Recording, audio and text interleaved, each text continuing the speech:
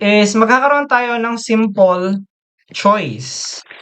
So, ang gagawin natin, menu yung gagawin natin. So, after nyan, ang gagawin natin, enter your choice. So, sa choice natin, let's say for example, meron tayong print at yung 1 natin will be say hello.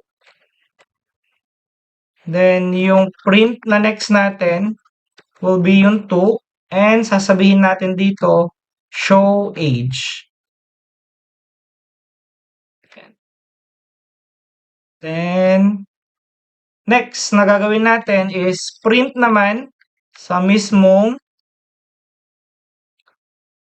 quotation, tapos gagawin natin 3 for exit naman siya.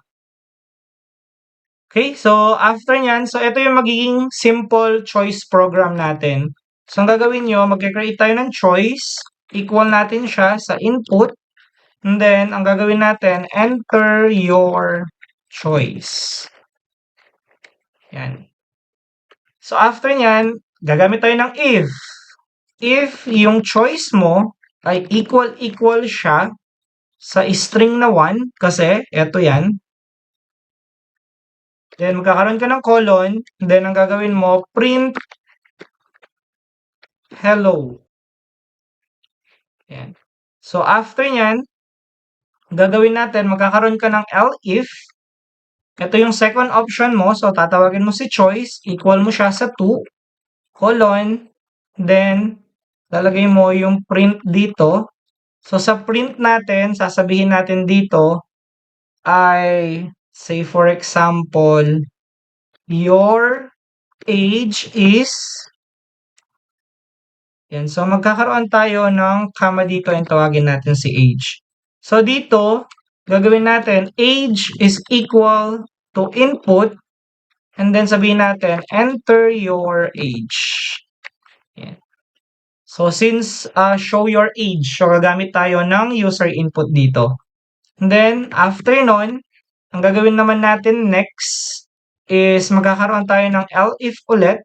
And then, yung choice naman natin, oops, nakalimutan ko yung string nito, guys. So, yung choice natin, equal to 3, colon. Then, magpiprint tayo dito.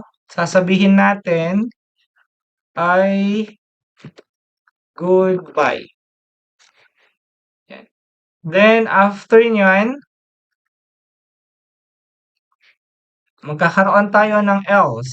So, sa else natin, magpiprint tayo ng invalid choice.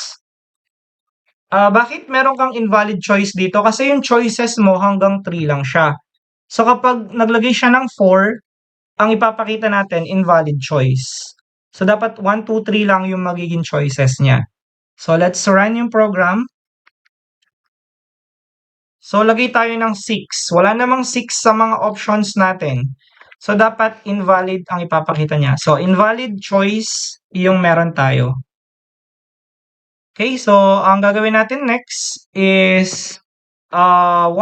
So, hello. Then, next naman is, for example, 2. So, age, for example, 20. So, your age is 20. Yan yung simple choice natin.